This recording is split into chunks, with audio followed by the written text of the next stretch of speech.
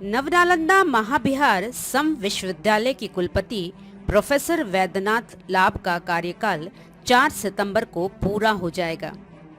5 वर्षों के इनके कार्यकाल में महाबिहार के शिक्षण व्यवस्था में आमूल-चूल परिवर्तन किए गए हैं। कुलपति का मानना है कि अगर सरकार उन्हें आगे भी इसी तरह मौका देती है तो निश्चित तौर पर जो कार्य बच गए हैं उसे पूरा करने की वो कोशिश करेंगे।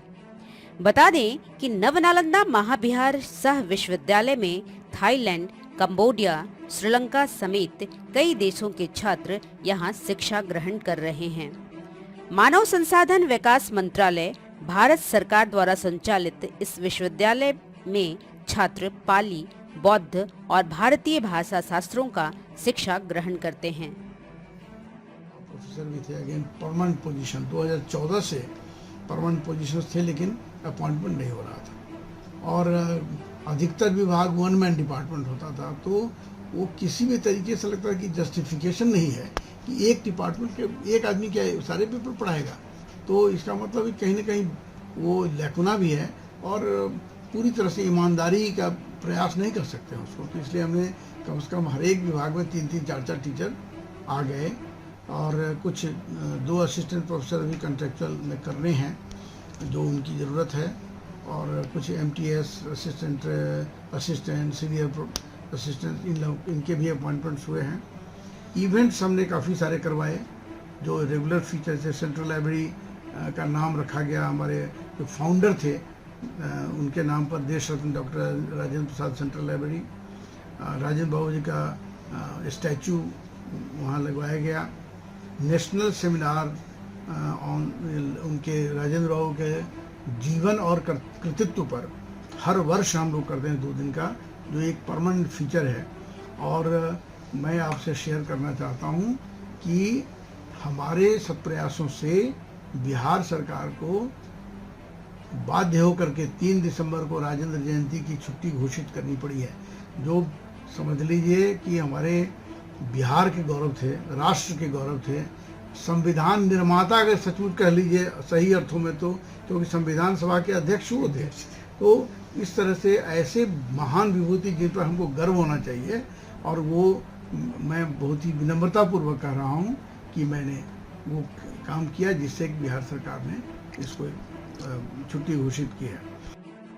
5 सितंबर 2018 शिक्षक दिवस को ही मैंने पदभार ग्रहण किया था दिल्ली में, और केंद्रीय जो मंत्रालय है हमारा वहाँ, और 6 सितंबर को मैं यहाँ आया था। तब से 5 वर्ष की अवधि 4 सितंबर 2023 को पूरी हो रही है। 5 वर्ष का समय मिला और इसमें मैंने पूरी निष्ठा के साथ कई यहाँ के जो पाठ्यक्रम हों, चाहे शोध का स्तर हो, जो परीक्षा समय पर हो। कोरोना ने हम लोग बहुत परेशान किया 2 वर्ष तक, पूरे देश को, पूरे विश्व को ही, लेकिन उसके बावजूद हमारी परीक्षा नियमित होती रही है। नामांकन की स्थिति बहुत ख़राब नहीं हुई और फिर भी उसका हम ऑनलाइन भी ऑफलाइन दोनों तरफ से एग्जामिनेशन सिस्टम हमारा कार्यरत रहा। तो ये एक शिक्षा के क्षेत्र में है। और उसके बाद हमारे जो 3 परिसर हैं, उसमें जो आवासीय परिसर में तो 18 क्वार्टर्स हैं, बड़े बढ़िया लग्जूरियस क्वार्टर्स टीचर्स के लिए बनवाया। अभी 12 क्वार्टर्स नॉन टीचिंग स्टाफ के लिए बन रहा है। सारीपुत गेस्ट हाउस बन गया। जो हमारा दूसरा परिसर है सांस्कृतिक परिसर, उसका मुगलान सांस्कृतिक ग्राम का, शिल्प ग्राम का नाम रखा है। वहाँ 8 फीट की भगवान बुद्ध की एक भूमि स्पर्श मुद्रा जो नालंदा कला शैली है उसमें हमने बनवाया। और जो बोधि वृक्ष, जो महाबोधि वृक्ष है, उसके सैपलिंग से वहाँ उसके पीछे लगवाया। जो ऐसा मानते हैं कि पीपल वृक्ष की औसत आयु 500 वर्ष होती है। तो हम लोग के बाद तो पता नहीं कितने जनरेशन्स गुजर जाएंगे, लेकिन आने वाली पीढ़ी उसको देखेगी कि कोई व्यक्ति था जिसने इस प्रकार के कार्य किए। नहीं तो अपने कार्यकाल से आप संतुष्ट रहे? संतुष्टि तो मुझे बहुत हैंकरिंग नहीं है, इस रूप में संतुष्टि भी है, लेकिन कार्य और बहुत सारे करने हैं। आगे जो व्यक्ति आएंगे वो उसको देखेंगे ऐसी उम्मीद है।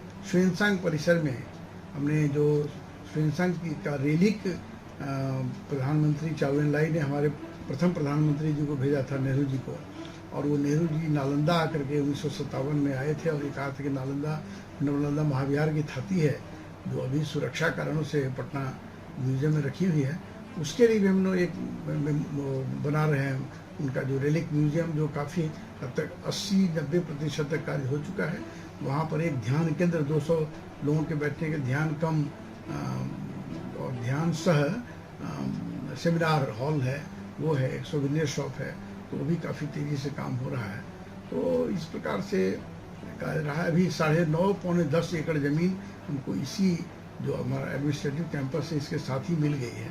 उसमें भी हमारी योजना है कि एक करीब 1000 कैपेसिटी वाला ऑडिटोरियम कॉम्प्लेक्स बने, एक स्वास्थ्य केंद्र बने, एक इंडियन नॉलेज सिस्टम का एक 5 मंजिला संग्रहालय बने, 100 बेडेड जो ये बॉयज़ हॉस्टल बने इंटरनेशनल।